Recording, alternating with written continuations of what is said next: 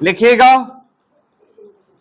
Dunki root के जरिए America भेजने का वादा करके एक व्यक्ति को कथित रूप से ठगने के आरोपित को सुप्रीम कोर्ट ने सोमवार को अग्रिम जमानत देने से इनकार कर दिया।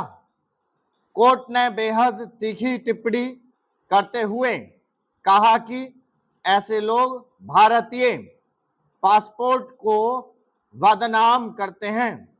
जस्टिस उज्ज्वल और जस्टिस मनमोहन की पीठ ने कहा, आप जैसे लोगों के कारण ही भारतीय पासपोर्ट का मूल्य कम हो रहा है। कोर्ट ने कहा कि कुछ लोगों के पैसे ऐसे कृत्यों से भारतीय पासपोर्ट की प्रतिष्ठा खराब हुई है। डंकी रूट या डंकी जर्नी किसी दूसरे देश में प्रवेश करने के एक अवैध तरीके को संवर्धित करता है। इसका उपयोग आमतौर पर अमेरिका या ब्रिटेन जैसे देशों में प्रवेश करने के लिए किया जाता है। इस प्रक्रिया में कानूनी आवर्जन प्रक्रियाओं को दरकिनार कर मानव तस्करों के माध्यम से अक्सर कठोर और खतरनाक परिस्थितियों का सामना करते हुए विभिन्न देशों में प्रवेश कराया जाता है।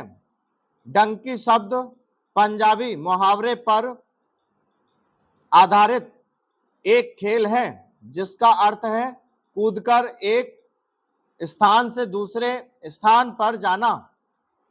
बहरहाल, मामले के तथ्यों का हवाला देते हुए सुप्रीम कोर्ट की 2 सदस्यीय पीठ ने कहा कि आरोपित ने न केवल उस व्यक्ति को धोखा दिया बल्कि उसे अमानवीय परिस्थितियों में अमेरिका की सीमा से लगे कई देशों में भटकने पर भी विवश किया ताकि यह सुनिश्चित हो सके कि वह अवैध रूप से अमेरिका में प्रवेश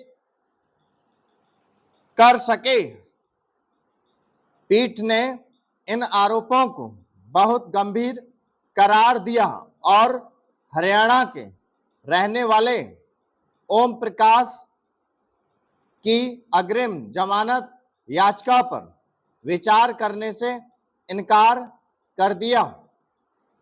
यह याचिका पंजाब एवं हरियाणा हाईकोर्ट के उस आदेश के खिलाफ दायर की गई थी जिसमें इन्हें इस मामले में राहत देने से इनकार कर दिया गया था।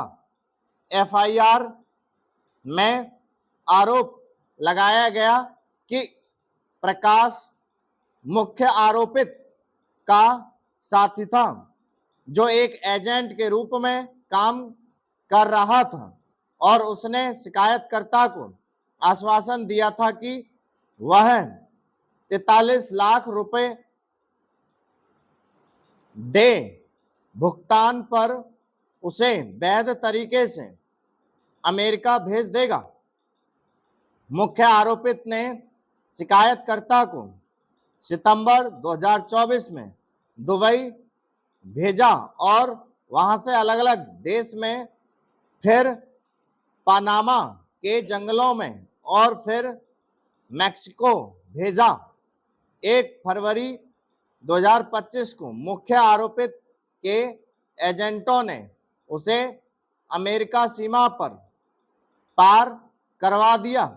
शिकायतकर्ता ने अमेरिकी पुलिस ने गिरफ्तार कर जेल में डाल दिया और 16 फरवरी 2025 को भारत भेज दिया। हाईकोर्ट ने अग्रिम जमानत देने से इनकार करते हुए कहा कि शिकायतकर्ता के पिता ने गवाही दी है कि याचिकाकर्ता ने उनसे 22 लाख रुपए ठगे हैं। सुप्रीम कोर्ट ने एक पूर्व न्यायिक अधिकारी के खिलाफ चल रही आपराधिक कार्यवाही को रद्द करने से इनकार कर दिया। स्टॉप